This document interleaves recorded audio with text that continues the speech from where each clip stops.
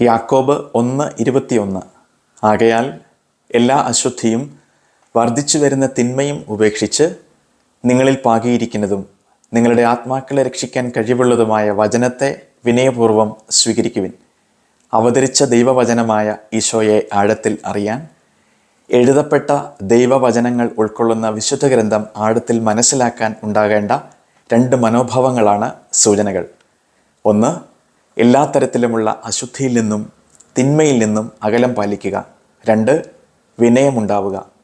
2000 അതിൽ കൂടുതലോ വർഷങ്ങൾക്ക് മുൻപ് എഴുതപ്പെട്ട ദൈവവചനങ്ങൾ ഉൾക്കൊള്ളുന്ന വിശുദ്ധ ഗ്രന്ഥത്തെ, അത് എഴുതപ്പെട്ട കാലഘട്ടത്തിൻ്റെ ചരിത്രപരമായ പശ്ചാത്തലത്തെയും പ്രാധാന്യത്തെയും ബഹുമാനിച്ച് ഉൾക്കൊള്ളാനും ഒപ്പം അതിൻ്റെ കാലികമായ പ്രസക്തിയെ അംഗീകരിക്കാനുമുള്ള വിനയമാണ് ദൈവവചന പഠനത്തിൻ്റെ അനിവാര്യത.